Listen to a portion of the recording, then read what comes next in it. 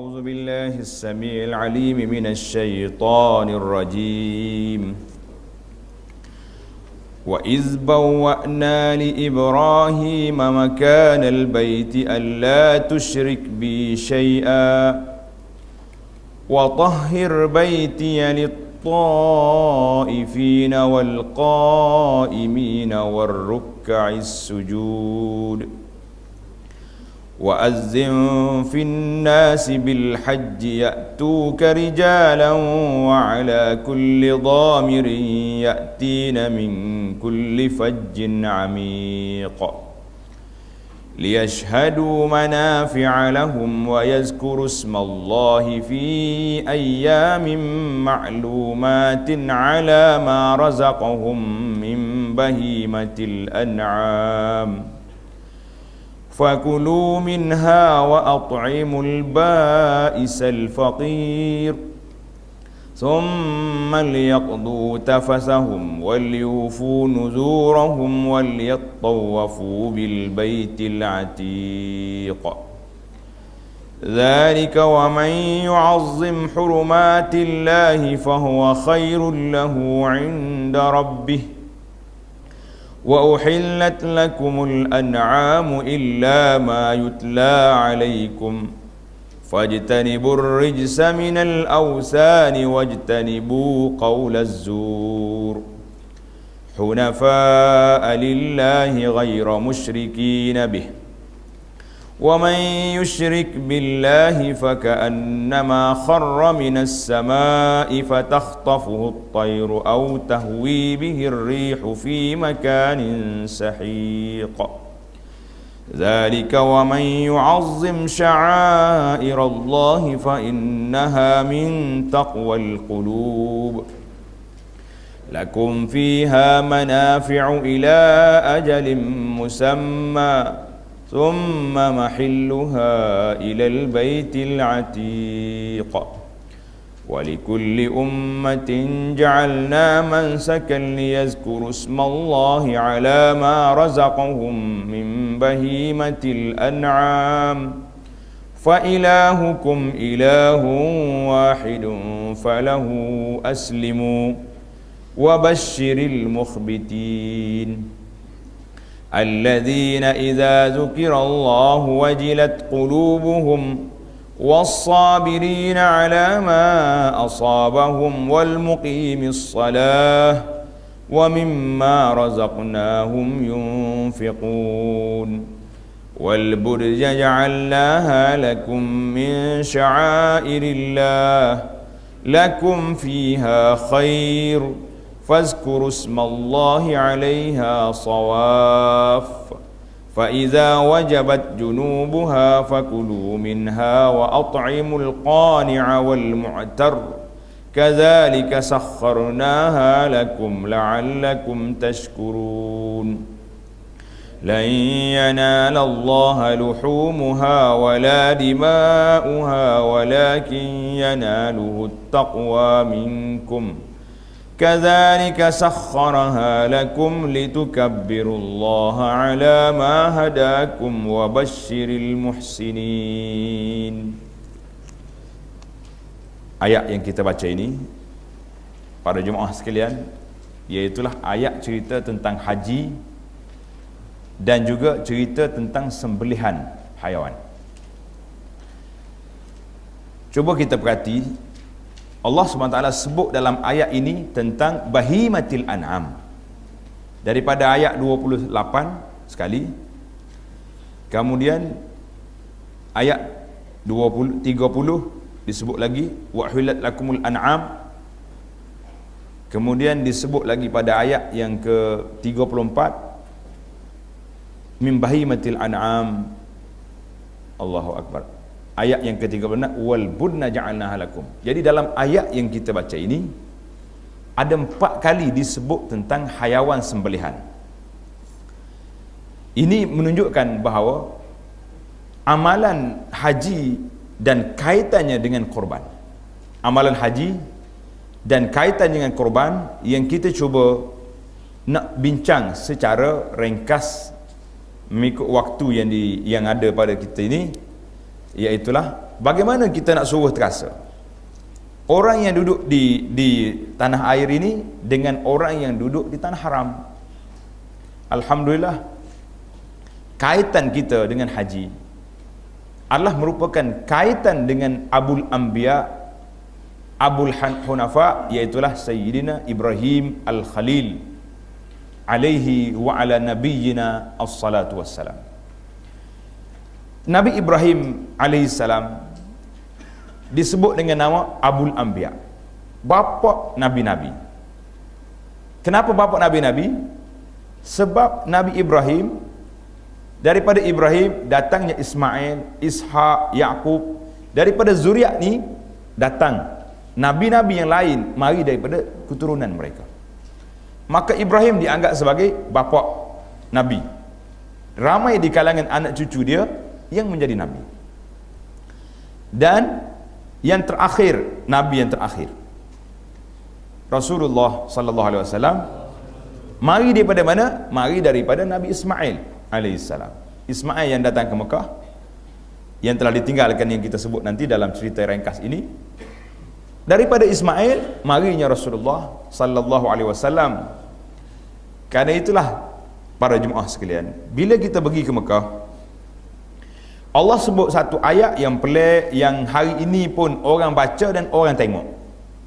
Kita ni ada dua ayat, dia panggil al-ayat, tanda-tanda kekuasaan Allah Ta'ala ini, ayatun maqru'atun, ayat yang dibaca seperti Quran yang kita baca hari ini. Dan ada ayat yang manzurah, ayat yang dilihat, ayat yang dilihat. Tuan-tuan dan puan-puan, haji dan hajah, ataupun belum haji lagi tapi umrah dah pergi, alhamdulillah. Banyak orang yang saya jumpa, bila ditanya, dia kata haji belum lagi ustaz, umrah banyak kali dah. Ada yang pergi setiap tahun pun ada. Saya pun tak tahu kenapa dia pergi umrah setiap tahun tapi dia tak daftar untuk pergi haji. Ini pun satu was-was syaitan juga. Syaitan kata jangan, oleh kerana haji ni penghapus dosa yang besar, mu tangguh dulu hak tu, tunggu akhir-akhir nanti. Kita kira kita pergi clear belaka, balik tunggu masjid. Mana ada dalam Islam ni balik tunggu masjid setelah pencen lah. Setelah pencen tu bukan nak tunggu lagi, penunggu lain pula kita nak pergi tunggu kubur nanti. Jadi awal perancangan itu ada dan kaitannya cukup besar. Tengok ayat yang 26. Wa iz bawwa'na li Ibrahim makanal bait. Dan ingatlah ketika kami berikan tunjuk tempat kepada Nabi Allah Ibrahim, di manakah tapak makanal bait, tapak Kaabah. Tujuan apa? Allah tusyrik bi syai'a. Ini moto ataupun asas kepada pembinaan Kaabah ini, la tusyrik bi syai'a, jangan melakukan syirik kepadaku. Wa tahhir baiti lit-taifin, bersihkan rumah aku ini, sucikan rumah aku ini, lit-taifin, untuk orang tawaf, wal qaimin, untuk orang salat beribadat, war ruk'i sujud, orang rukuk dan orang sujud. Bila cerita ini datang, iaitulah sewaktu Nabi Allah Ibrahim alaihissalam datang ke Mekah. Bila dia datang, ini sejarah ni kita jangan lupa, tak boleh nak lupa sejarah Nabi Ibrahim alaihissalam, iaitu apabila Allah perintahkan kepada Ibrahim bawa isterinya Hajar dan anaknya Ismail bawa ke Mekah. Cuba bayangkan, kita anak kecil, isteri pun bukannya seorang yang tua, nak ditinggalkan di tempat yang tidak ada manusia. Dalam ayat, tengok dalam surah lain, Rabbana inni askantu min zurriyati biwadin ghairi dhi zar'in inda baitikal muharram. Ya Allah, aku telah tinggal sebahagian daripada zuriat aku ini fi wadin ghairi dhi zar'in, di lembah yang tidak ada pokok, tak ada tanaman. Ada satu-satunya pokok yang dia ditinggal tu, dia panggil dauhah. Pokok tempat Nabi Ibrahim letak Ismail tu, bawah pokok. Di mana? Inda baitikal muharram, di tepi tapak rumah engkau. Ini Allah Ta'ala telah tunjuk bawwa'na li Ibrahim makanal bait. Maka di sini timbul cerita Siapa yang mula-mula bina Kaabah? Yang mula-mula bina Kaabah siapa? Kalau kita baca dalam sejarah bina Kaabah, ada yang mengatakan malaikat, ada yang mengatakan Nabi Adam, ada yang mengatakan Syis, anak pada Adam. Ketika datang ayat ini, Syekh Al-Hafidh Ibnu Kathir, seorang tokoh ulama tafsir yang hebat, rahimahullah, mengatakan semua cerita-cerita yang sebelum daripada wa iz ba'wana li Ibrahim makanal bait, semuanya cerita-cerita yang tidak dipastikan kesubutannya, kesabitannya. Yang pastinya Ibrahim yang bina Kaabah. Cuma dibahaskan sebab Allah Taala sebut di sini wa iz ba'wana, kami tunjuk pada Ibrahim makanal bait, seolah-olah tapak tu sudah ada, cuma hilang daripada taufan, daripada hilang, yang menyebabkan bila mari Ibrahim tajdidul bina semula. Cerita ni saya tak nak detailkan. Tuan-tuan nak detail, tengok dalam buku yang saya tulis, tajuk dia Makkah Al-Mukarramah, Kelebihan dan Sejarah. Buku ni saya tulis waktu duduk belajar dulu lagi. Kembar dia je Madinah Munawwarah, Kelebihan dan Sejarah. Dalam buku ni sangat-sangat mustahak bagi orang nak pergi haji, nak pergi umrah, kena ada buku ni. Sebab kat sana free, pejabat tak ada, apa tak ada, dia duduk saja baca buku, baca Quran, baca buku, tengok cerita. Jadi yang sahihnya, pembinaan yang sabit, yang betul-betulnya, iaitulah berdasar pada ayat 26 ini, Nabi Ibrahim yang membina Kaabah. Maka disebut apa ini? Allah Ta'ala tunjukkan kepada Ibrahim tempat tapak Kaabah. Maka Ibrahim telah letak anak dia Ismail dengan isterinya Hajar di tepi tapak Kaabah itu, dan dia tinggalkan. Allahu Akbar. Mana ada pengorbanan seorang manusia menunjukkan ketundukan kepada Allah Azza wa Jalla lebih daripada apa yang ditunjuk oleh Abul Anbiya, Abul Hunafa Ibrahim Al-Khalil alaihi wa ala nabiyina salatu wassalam. Ada yang lebih daripada ini? Kata itulah kata orang, kehebatan seorang tokoh itu apabila dia juga mendapat pembantu dia, isteri dia juga seorang yang hebat. Bila Ibrahim, saya ringkaslah cerita ni. Tuan-tuan kata mukaddimah tak habis ni payah nak faham. Bila dia mari tak isteri dia Hajar, tak bekalannya sedikit, ada air, ada makanan, maka Ibrahim berpaling nak balik semula ke Palestin. Tengok, Hajar tanya dia, ila aina ya Ibrahim, nak ke mana tu? Kalau sebab kita sini orang panggil abahin, ada abahin, nak ke mana tu? Ibrahim tak berpaling. Kalau berpaling, kita ni bapa, tergamak kau tengok anak yang masih kecil, baby, yang duduk menangis tepi tu, nak tinggal payah juga. Tak nak tinggal, arahan Allah suruh tinggal. Ibrahim pergi, Hajar ikut belakang. Tanya kali yang pertama tak jawab, tanya kali yang kedua, ila aina, ke mana? Tak jawab. Agak-agaknya kalau perempuan lain daripada Hajar, boleh dengar lah sumpah seranah sampai langit ke-7. Saya ingat tak bahasa apa orang tua ni, mari nak tinggal sini, nak mampu aku sini ke? Habislah cerita. Kali yang ketiga dia tanya, Ibrahim tak jawab. Hajar, seorang yang telah dididik oleh seorang Nabi yang begitu hebat, bertanya, ya Ibrahim, Allahu amaraka bihadza, Allah kau perintah kamu buat ni? Kembali kepada siapa? Allah. Sebab dia tahu jawatan suami dia Nabi dan Rasul. Yang kena jawatan Nabi dan Rasul ni, iaitulah orang yang telah ditarbiah oleh Nabi Ibrahim, iaitulah Sayyidah Hajar. Tanya, Allahu amaraka bihadza, Allah suruh ni buat macam ni? Nabi Ibrahim kata bala, ya. Bila dia dengar ini arahan Allah, Hajar mengangkat tangan dua belah, mengaku. Dia kata, izhab idzan la yudayyi'an Allah. Pergilah Ibrahim, nak pergi ke mana? Allah tidak akan hampa, sia-siakan hidup kami dua di sini. Puan-puan muslimah boleh bayangkan, mana ada tawakal setinggi ini. Oleh kerana ini perintah Allah, pergi, tak apa, tinggallah kami di sini mengikut perintah Allah. Menyayat hati tuan-tuan. Kerana itulah bila pergi ke Mekah, jangan ada seronok yang berjalan. Ingat setiap inci bumi Mekah. Di situ ada Ibrahim, di situ ada Hajar, di situ ada Ismail, di situ ada Muhammad sallallahu alaihi wasallam. Yang kita nak ruh pengorbanan, mesti dihidupkan dalam para jemaah haji, orang yang pergi ke tanah haram, biar dia terasa aku pergi ni bagaimana nak meraih ketakwaan, meraih tawakal yang begitu tinggi darjat. Maka pergilah Nabi Ibrahim AS berangkat. Hajar ketika itu tengok bekalan yang tak banyak, pergi cari air, bekalan dah habis, maka terpaksa dia kena mencari bekalan yang baru untuk nak makan. Dia pergi tengok mana bukit yang paling dekat, tengok bukit Safa.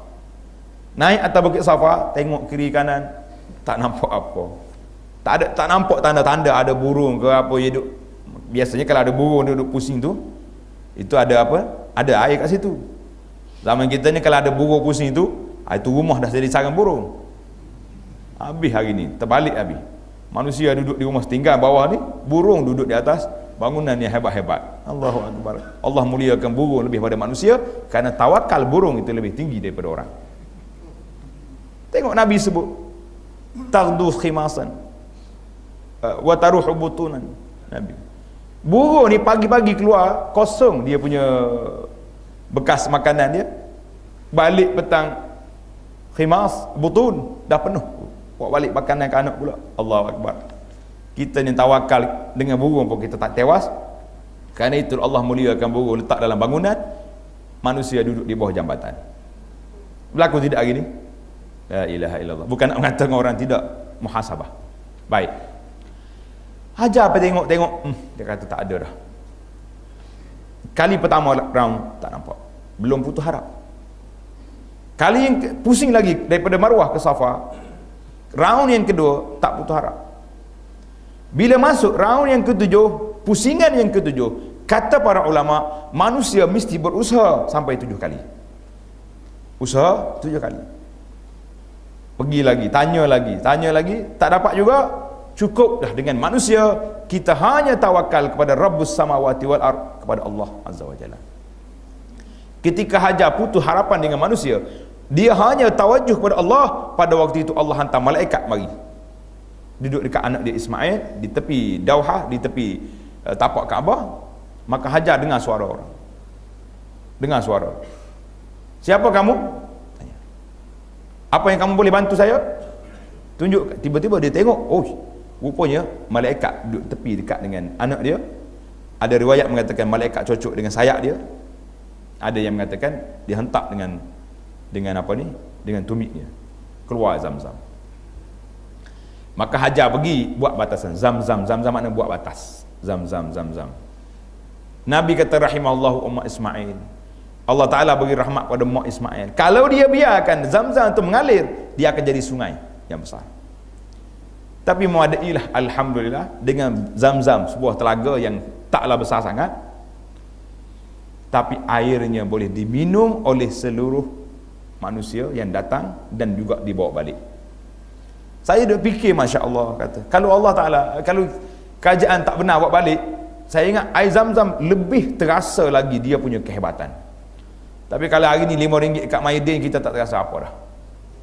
Air Zam-Zam biasa, dekat sini ada. Kehebatan dia telah semakin kurang di hati manusia. Orang akan cari bila sakit, nak buat ubat. Baik, itu cerita Zam-Zam, mukjizat, ayat, tanda-tanda kekuasaan Allah di tanah haram. Baik, dua tanda situ Allah Ta'ala sebut dalam ayat yang lain.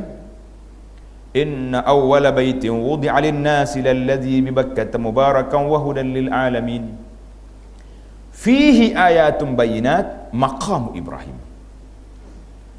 Apa ni tadi? Inna awwala baitin wudi'a lin-nas. Ayat yang pertama yang dibina untuk ibadat pada manusia, lalladzi bi Bakkah, yang duduk di Mekah. Apa hijau ayat ni? Hudan lin-nas wa bayyinatin minal huda. Allazi Bakkah mubarakan hudan linnas, menjadi petunjuk pada manusia, iaitulah Kaabah ini. Fihi ayatun bayyinat, di dalam ayat, di dalam rumah ini, di Mekah ini, ayatun bayyinat, ada tanda-tanda kekuasaan Allah yang sangat nyata. Makam Ibrahim, makam Ibrahim ini batu, tengok ni, batu pejal yang Nabi Ibrahim guna untuk dia pijak waktu bina Kaabah. Batu yang pejal jadi lembut, nak suruh kaki Ibrahim selesa, tak sakit. Dan selepas daripada selesai pembinaan Kaabah, tapak ini masih lagi wujud sampai ke hari ini. Itu dia panggil maqam Ibrahim, mana tempat berdiri Ibrahim. Maqam tu makna apa? Makna tempat berdiri. Jadi kalau kita hari ni maqam, tempat tidur. Tempat tidur tak maqam? Makam kan? Makam orang tu, makam orang itu tempat tidur, tidur yang lama dalam kubur. Makam yang sebenarnya mim qaf, maqam makna tempat berdiri. Bila batu dah selesai daripada bina, batu kekal. Tujuannya ayat bayyinat, tanda-tanda yang sangat nyata. Maqam Ibrahim disebut dalam Quran sebab apa? Waktu zaman jahiliah, DNA mereka duduk di mata. Kita hari ni DNA duduk di pakar tu pakar ni kan. Siapa yang DNA ni payah ke nak dapat ni?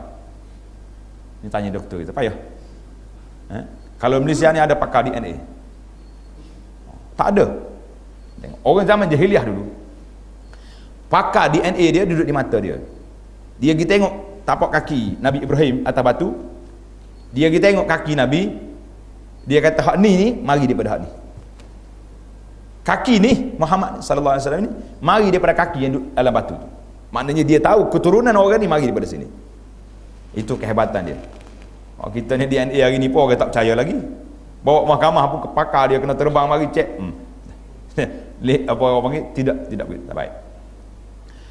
Maka bila selesai daripada pembinaan, yang naknya ayat bayyinat, tanda-tanda kuasa Allah. Bila selesai daripada itu, selesai daripada pembinaan Kaabah, Nabi Ibrahim diperintah oleh Allah SWT supaya panggil manusia, mari. Ibrahim kata, ya Rabbi walam yablu sauti, macam mana saya nak panggil, suara saya tak kuat. Allah kata, innama alikal nida wa alainal balag. Kerjamu Ibrahim panggil, ia menyampaikan kepada manusia, aku, kata Allah. Maka tu ayat ni, ayat 27, wa azzim fin nasi bil hajj ya'tuka rijalan wa ala kulli dhamirin ya'tina min kulli fajjin amiq. Ibrahim naik atas makam dia, ada yang mengatakan naik atas Kaabah, berseru, ya ayuhan nas innallaha qad ibtana lakum baitan fahujju. Hei manusia, Allah dah bina pada kamu sebuah rumah untuk beribadat, fahujju. Haji itu maknanya datanglah, menujulah ke tempat ini. Itu makna haji. Haji dengan makna qasad, nak tuju satu tempat. Tapi dia jadi simbol ibadat, maka jadi satu nama khas kepada ibadat. Asal kalimah dianya haji dengan makna qasad, pergi. Pada ketika itulah disebut dalam riwayat mengatakan ada orang yang jawab di alam zuriat, jawab labbaik. Ni kita jawab labbaik Allahumma labbaik tu. Baru tahu cerita pagi ni. Labbaik maknanya kami sahut seruan engkau ya Allah. Yang jawab sekali, dia pergi sekali. Yang jawab 10 kali, pergi 10 kali. Ini saya ni alhamdulillah salah seorang daripada yang nakal pada hari itu, telah menjawab banyak kali. Sebab itulah saya pergi banyak kali. Tahun ni insya-Allah doakan saya pergi lagi. Jadi siapa jawab, nak tahu siapa dia banyak kali, berapa kali dia pergi? Tengok, oh aku nakal rupanya 5 kali dah jawab, baru dia pergi 5 kali. Jadi wallahu alam, itu riwayat menceritakan. Jadi Allah gambarkan kepada kita nak datang, yang kita nak apa tujuan haji, liyashhadu manafi'alahum, supaya mereka menyaksikan manfaat yang ada. Manfaat yang pertama yang paling tinggi darjatnya apa dia? Manfaat ukhrawi, manfaat untuk akhirat. Untuk akhirat.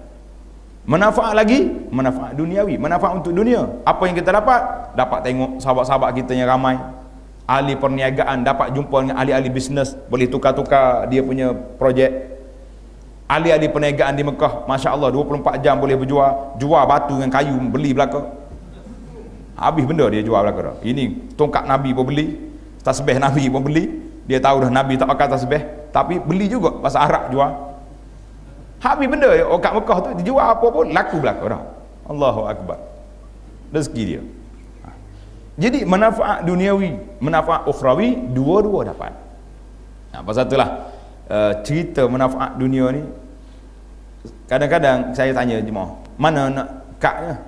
Kad bisnes dia. Oh, tak boleh ustaz, mari haji ni. Saya kata, siapa kata mari haji tak boleh bawa kad? Silap teknikal, dia kata dia rupanya. Bila saya ceramah kata boleh bawa, tahun depan tu lain pula jadi. Saya minta kad, dia tak nak bagi. Nanti ustaz sabar. Rupa-rupanya ni yang ikut kursus kita ni, dia tulis siap dah. Dia kata nanti sabar dia. Bila nanti balik Arafah saya bagi. Sebab kad tu dia cetak siap dengan haji dan hajah sekali dah. Kata ni terlebih cerdik pula dah. Yang tadi tak bawa langsung, yang ni tulis siap dah. Tapi dia siap. Nanti lepas haji kita bagi. Rupanya belum balik haji, tak confirm lagi haji tu. Macam mana nak bagi kad? Lepas haji dia confirm jadi haji siap tawah dah, baru dia bagi kad dia. Haji rupanya siap tulis. Kata cerdik. Hari ni ada yang tulis ni. Baik. Jadi yang saya nak tadi, wa yazkuru smallahi fi ayyamin ma'lumatin ala ma razaqahum min bahimatil an'am. Hendaklah kamu menyebut nama Allah Taala pada hari-hari yang tertentu. Ayyamin ma'lumat, pada hari yang tertentu. Dalam kitab ini kata, iaitulah hari raya haji dan hari tasyrik 11, 12, 13. Karena itulah para ulama mengatakan hari sembelih korban ini 4 hari. Hari raya dan ayyamin ma'lumat itu adalah hari 11, 12 dan 13. Ini ayat dia yang mengatakan boleh sembelih 4 hari. Ala ma razaqakum bahimatil an'am, ke atas apa yang Allah Taala beri pada kamu rezeki bahimatil an'am. Semalam ada orang tanya nak korban rusa. Boleh ke tak boleh? Dia kata ada di mana iklan tak tahu. Korban rusa. Macam-macam orang sekarang ni.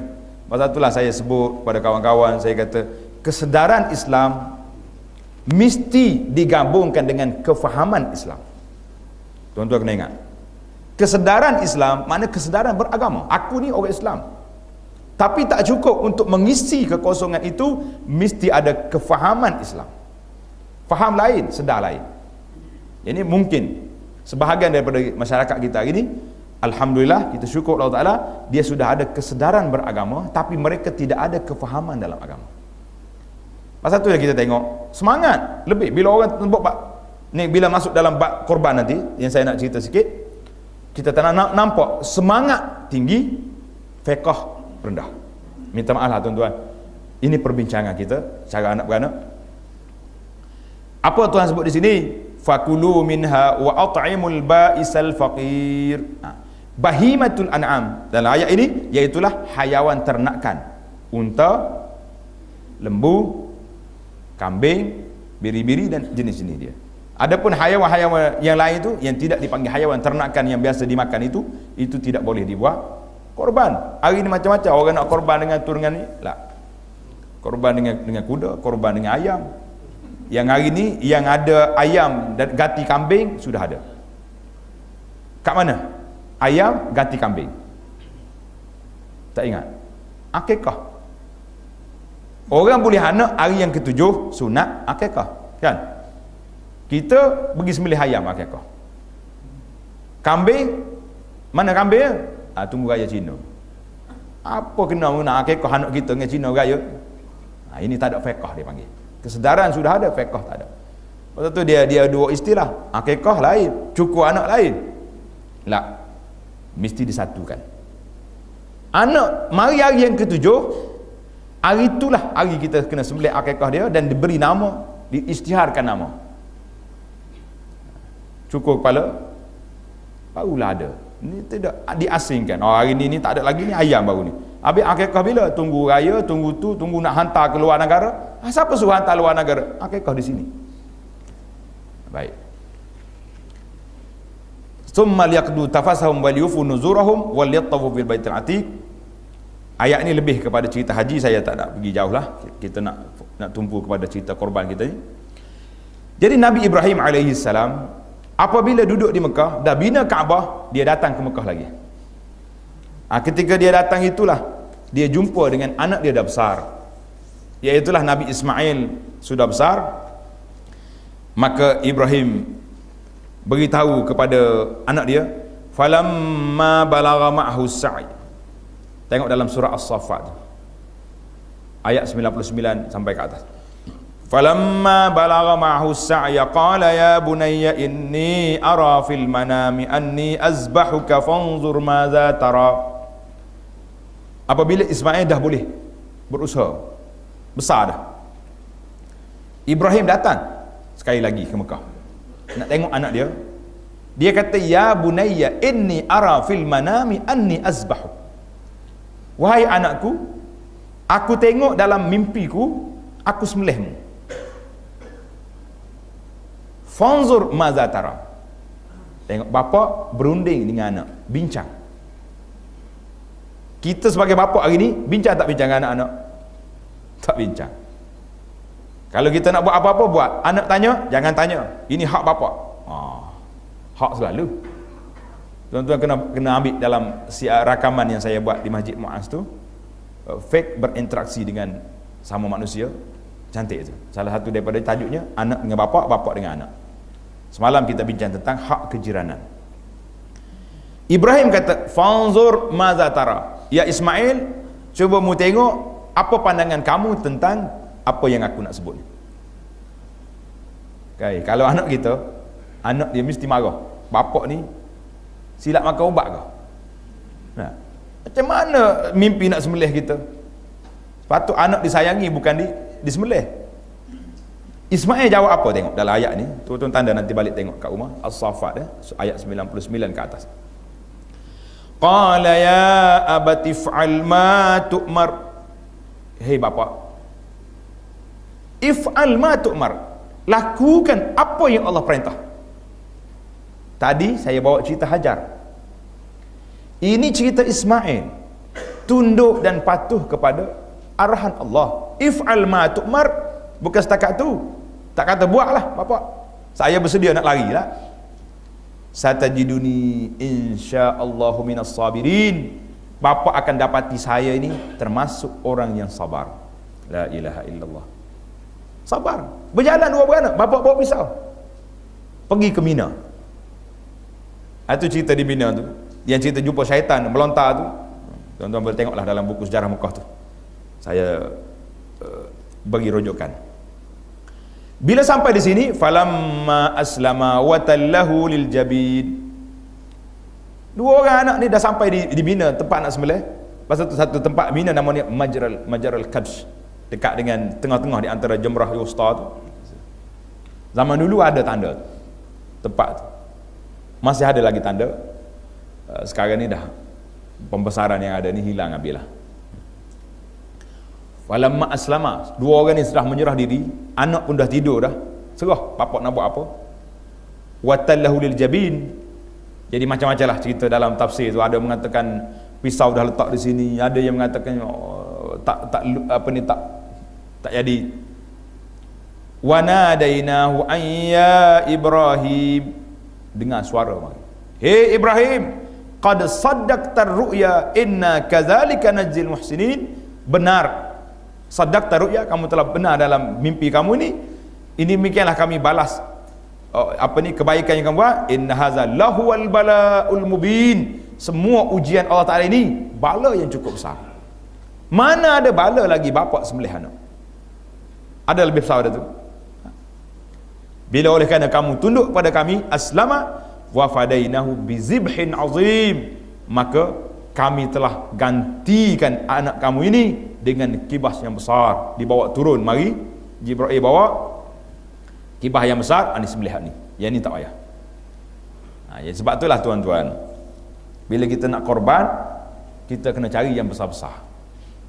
Saya tengok iklan kat luar tu, ada A+, ada A saja, ada B, C. Jangan duk cari hak C tu, cari hak awal sekali tu.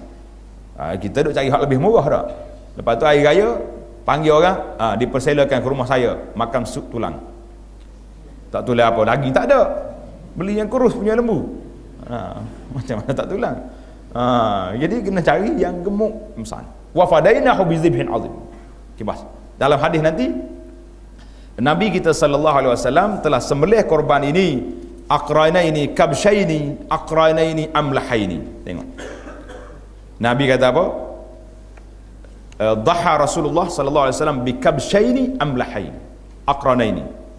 Dia sembelih 2 ekor kibas yang besar, yang bertanduk. Zabahahuma biyadihi, Nabi kita sembelih dengan tangan yang mulia. Menjadi kerana itulah saya sebut, yang menjadi sunnah yang utamanya bila kita nak sembelih korban, sebaik-baiknya kita sendiri yang sembelih. Woi, saya mati, mana boleh sembelih? Tak pernah sembelih pun saya ni. Tak apa, hadir tempat sembelih, pergi tempat sembelih, paling tidak berpegang tali. Hari ni masyarakat bila kita tanya, awak korban kat mana? Tunjuk sana, negara tu, negara ni. Sebab maklumlah ustaz, rumah baru ya tukar kapet, baru ya tukar dia punya apa ni. Jadi kalau hari raya nak sembelih, nak jamu pula, nak buat jamuan pula, dia duk kira takut kotor rumah dia. Dia tak tahu itu syiar. Tengok dalam ayat yang kita baca ini, Allah Taala sebut di sini, zalika wa man yu'azzim hurumatillahi fahuwa khairul lahu 'inda rabbih. Demikianlah perintah Allah, dan barang siapa mengagungkan apa-apa yang terhormat di sisi Allah, maka itulah yang lebih baik baginya. Hurumatillah, kita ta'zim hurumatillah, mengagungkan Allah, mengagungkan kebesaran itu. Tengok ayat 32, wa man yu'azzim sya'airallah fa innaha min taqwal qulub. Siapa yang membesarkan, mengagungkan syiar-syiar Allah. Syiar Allah Ta'ala di sini dalam ayat yang kita baca ini, iaitulah syiar di sini udhiyah, sembelih korban. Ini salah satu daripada tafsirnya. Syiar iaitulah sembelih yang kita buat, yang kita lakukan itu. Apa dia yang kita sembelih?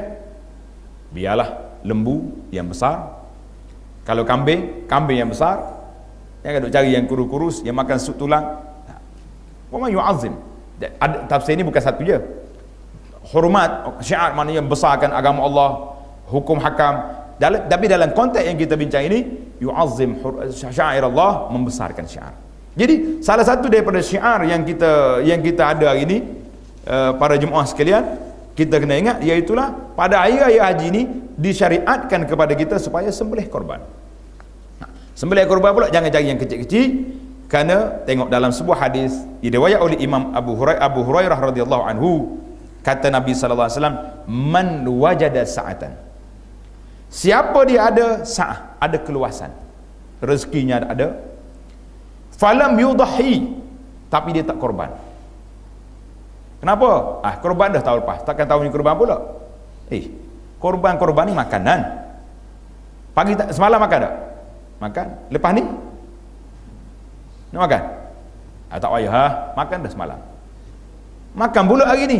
Selagi ada hari, selagi ada masih hidup, makan. Nabi kata, falam yudahi, tak korban, fala yaqrabanna musallana, jangan dia hampiri tempat salat kami. Itu larangan yang cukup kuat. Kerana itulah majoriti ulama mengatakan korban ini sunnatun muakkadatun alal kifayah, satu sunnah muakkad yang dikuatkan secara kifayah, maknanya mesti ada dalam kampung kita, dalam daerah kita ni ada orang berkorban. Jadi saya nak beri kefahaman fiqh dalam masalah korban ini, iaitulah kita jangan kosongkan daerah kita ni daripada korban.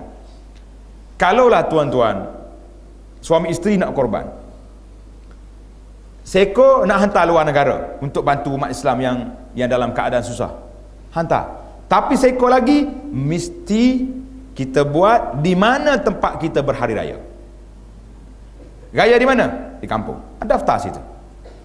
Ini Nabi kita sallallahu alaihi wasallam sembelih 2 ekor, izabahahuma biyadihi, sembelih dengan tangan dia. Ulama mengatakan kalau tak mampu nak sembelih sendiri, pergi tempat sembelih. Wasamma, Nabi kita baca bismillah, wa kabbar, dan bertakbir. Jadi biarlah waktu kita duk tengok orang duk sembelih tu, kita bertakbir sama-sama. Allahu akbar, Allahu akbar, Allahu akbar, Allahu akbar. Biar ada takbir kita, biar kita bersama merasai, menjiwai bagaimana pengorbanan yang telah ditunjuk oleh Sayyidina Ibrahim alaihissalam, dan apa yang kita buat di sini. Maka Allah Ta'ala perintah dalam ayat ini, fakulu minha wa at'imul qani'a wal mu'tar, memakan dan beri kepada orang yang susah. Jadi para ulama telah membahagikan korban ini dibahagi 3.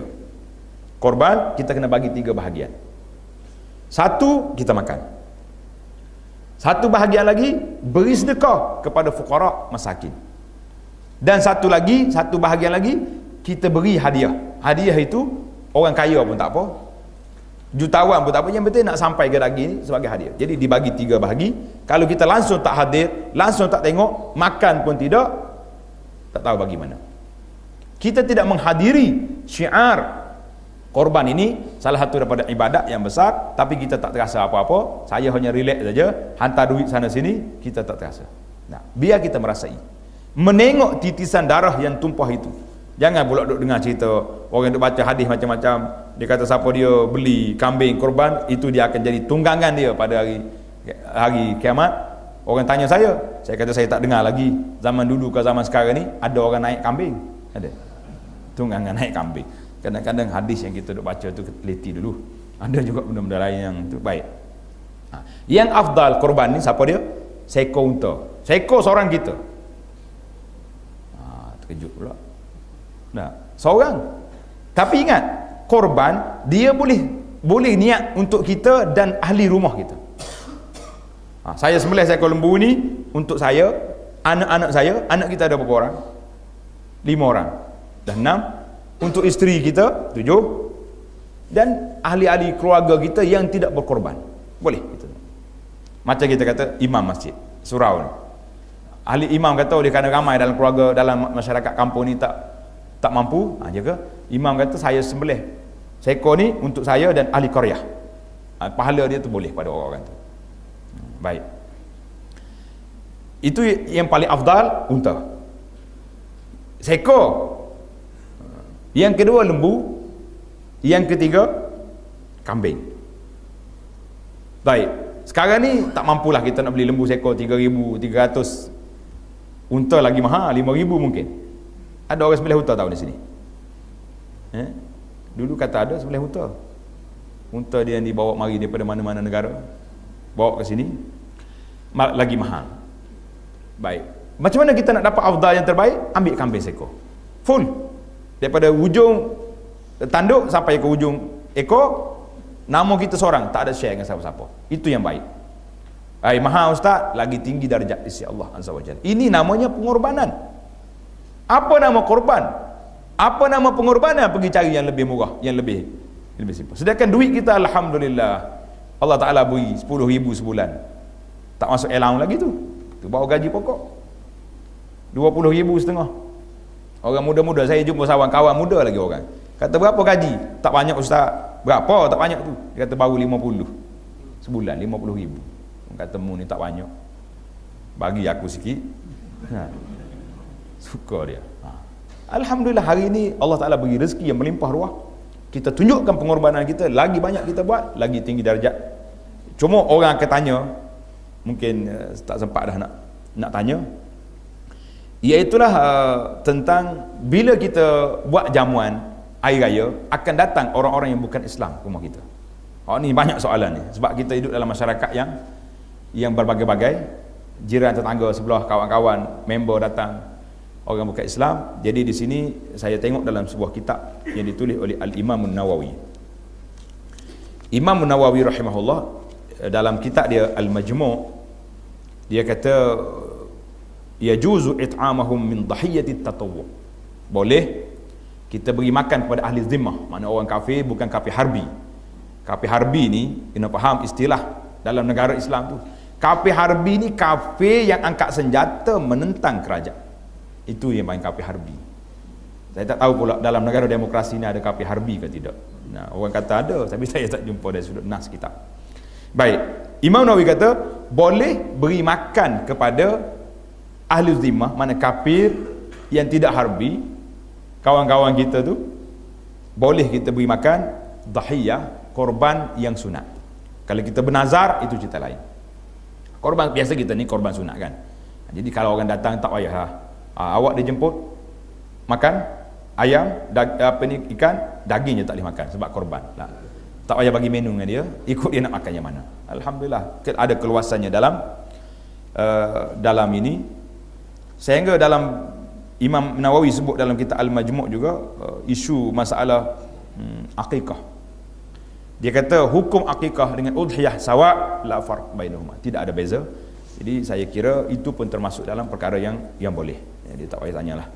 Lepas ni dah selesai daripada soalan kita. Yang kita ayat kita masih lagi dalam cerita ni. Tuan-tuan boleh tengoklah ayat. Tapi 4 kali disebut dalam ayat kita ni, 4 kali Allah sebut bahimatil an'am wal budna, sebut nama hayawan ini 4 kali. Ini menunjukkan amalan berkorban ni syiar agama Allah yang mesti dihidupkan. Jadi motivasi saya, istilah hari ni kalau kata nasihat tak kuat, kalau kata motivasi baru semangat dah. Pasal itulah setengah-setengah orang dia kata, ustaz ni hebat dia ni motivator. Kalau kata ustaz kecil, tak tahu macam mana. Saya pun nak jadi motivasi juga dah. Dia nampak hebat sikit. Motivasi itu nasihat lah juga. Nasihat, tazkirah. Ustaz dia panggil tazkirah. Allah, orang yang tidak ustaz dia panggil motivasi. Kau macam mana? Istilah tu. Baik, itu motivasi kitanya. Allah SWT dalam ayat yang kita baca ni, tuan-tuan boleh tadabbur baliklah. Ayat 26 sampai 37 dalam suratul Haji ni sangat besar, iaitulah kaitannya dengan ibadat korban.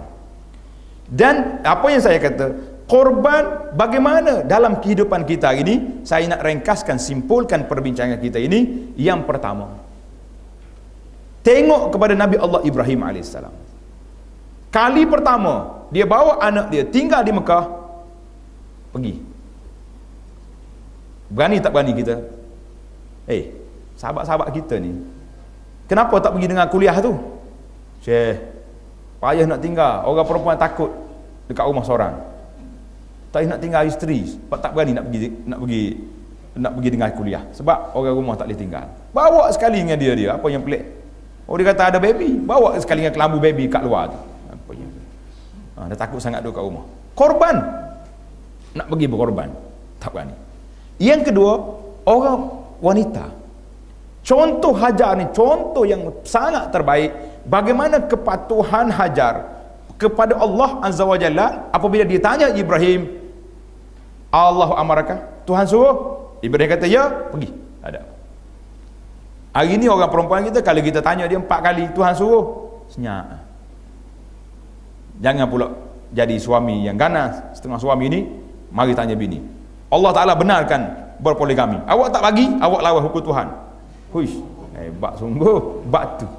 Ya bini tak tutup aurat, tak hukum Tuhan pula.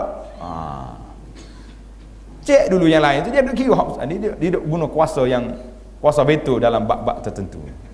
Ni pergi cakap dengan bini, awak sayang ke Tuhan ke sayang dengan siapa? Tutup aurat betul-betul. Ini baru guna muslimah tengok. Karena itulah dalam kita sa'i di antara Safa dengan Marwah, bila sampai di antara wadi tanda hijau tu, orang laki-laki yang kena berlari, perempuan tak payah lari. Ada orang tanya, kenapa ustaz? Kalau lari dua-dua kan senang, macam kita duduk jogging bagi dekat KLCC tu. Nak jogging sekali dekat Mekah. Saya kata dah, Hajar telah penat berkorban. Hari ni awak suami, awak yang lari, biar isteri ikut belakang. Lepas berpisah sekejap, duduk kat depan tercungak-cungak, baru tahu bagaimana isteri aku ketika dia mengandung mabuk, ketika dia bersalin nak beranak sakit, suami duduk diam kat luar je, tunggu pasal khabar, angguk-angguk. Bila misi keluar dah, tak lagi. Lambat duk tengok jam, lambat yang kawan tu nak mati ke diri, mu nak tunggu kat luar pun lambat. Subhanallah, punya hebat pengorbanan. Ada seorang kawan saya ni berebut nama dengan isteri dia, berebut nama, mati-mati lawan. Isteri nak nama ni, dia nak nama ni. Isteri pun cerdik, belajar juga dengan Hajar, tak lawan dengan suami dia. Waktu masuk dalam labor room, tengah duk semangat nak tekan tu, dia cuik misi. Dia kata pergi panggil orang nama sekian dekat luar tu, suruh dia masuk. Siapa tu? Dia kata suami saya. Bila dia masuk, isteri dia pegang tangan dia, mata nak cabut tangan waktu nak semangat tu, waktu nak apa ni, nak keluarkan anak. Dia tengok kawan ni macam nak mati ke diri, sudah keluar anak, dia bisik terus dengan isteri, nama saya serah kepada adik, nak buat nama apa. Baru dia tahu, belum pada ni bertegas, ini anak saya, ini ben saya. Betul lah anak saya, ben saya, mu tahu apa. Itu pengorbanan orang perempuan cukup berat. Kita cuba memahami jiwa mereka, bagaimana keadaan yang sebenar. Allahu Akbar.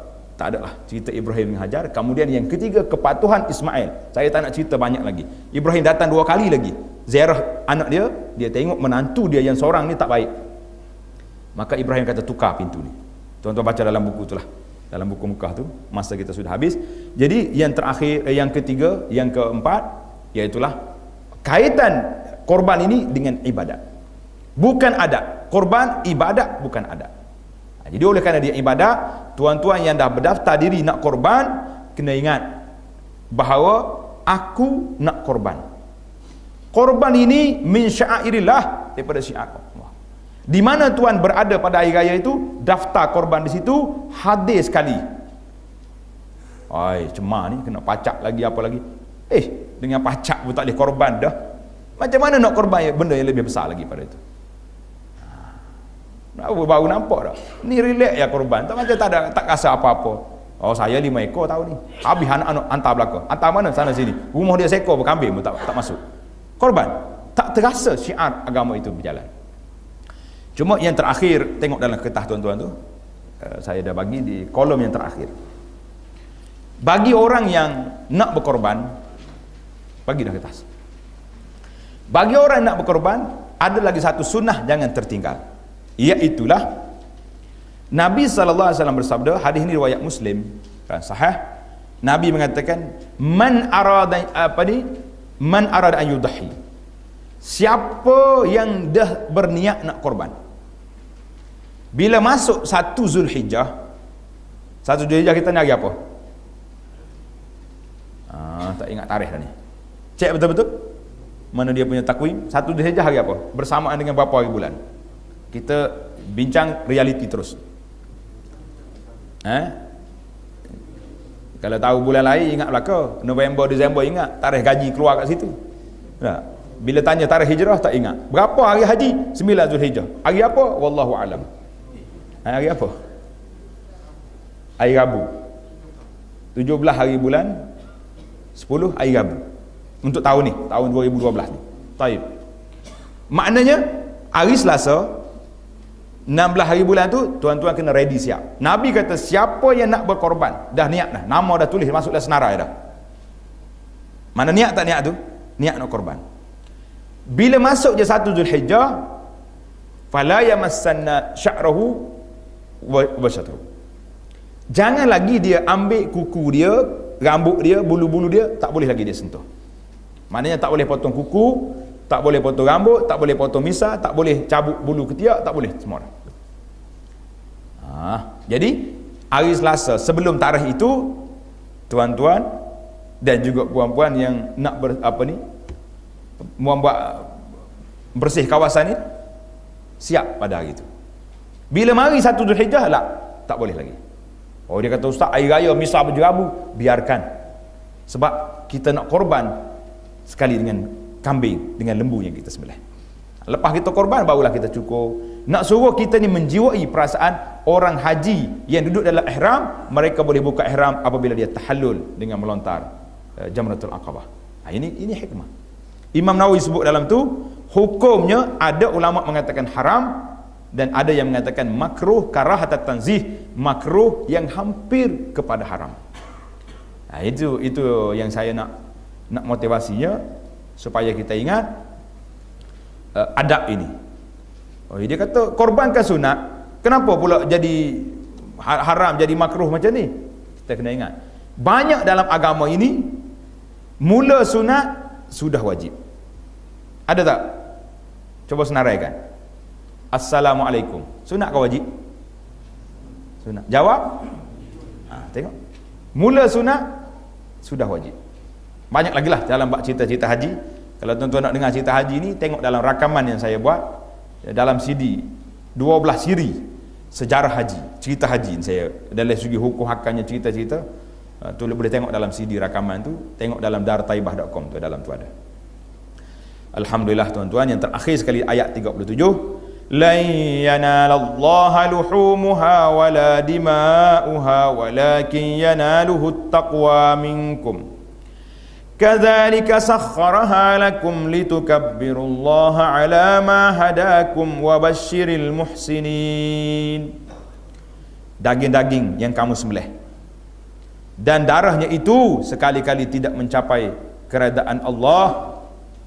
Tuhan tak nak daging itu kamu makan, walakin yanaluhu taqwa minkum, yang Tuhan naknya takwa kita kepada Allah. Di antara takwa kita yang pertama sekali berkorban kerana Allah, bukan kerana siapa-siapa. Takwa yang kedua, cari kambing yang besar, bukan yang kurus. Takwa yang ketiga, ikut litukabbirullah kadzalika sakhkharaha lakum. Allah, demikian Allah permudahkan untuk kamu. Tujuannya apa? Litukabbirullah ala ma hadakum, supaya kamu bertakbir agung membesarkan Allah. Jadi kita hadir sekali dalam majlis korban, bertakbir Allahu akbar, Allahu akbar, Allahu akbar, Allahu akbar. Tengok dalam ketah tu ada, bila masuk 10 awal Zulhijjah, kita diminta oleh Nabi sallallahu alaihi wasallam supaya banyakkan fa'aksiru fihi minat tahlili wat takbiri wat tasbih. Banyak bertasbih, banyak bertahlil, banyak bertakbir. Jadi baca balik doa kita, zikir kita tu subhanallah, alhamdulillah, wala ilaha illallah, Allahu akbar, itu kena baca. Hidup kan? Bila bukan tunggu hari raya, awal Zulhijjah. Masuk je malam Zulhijjah tu takbir. Atas kereta takbir, dalam masjid kita takbir, rumah kita takbir. Angkat suara sambil-sambil berjalan. Allahu akbar, Allahu akbar. Dalam kertas tu ada lafaz-lafaz takbir yang warid.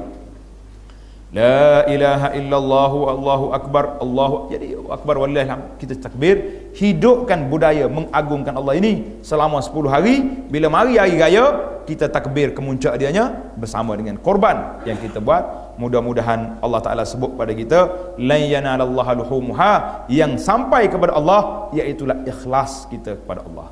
Jadi itu sajalah tazkirah kita, motivasi pagi pada pagi hari ini. Mudah-mudahan Allah Ta'ala beri kepada kita kefahaman, semangat untuk berkorban kerana Allah. Kerana itulah korban mudah, berkorban sangat payah. Aqulu qawli hadza, wassalamualaikum warahmatullahi wabarakatuh.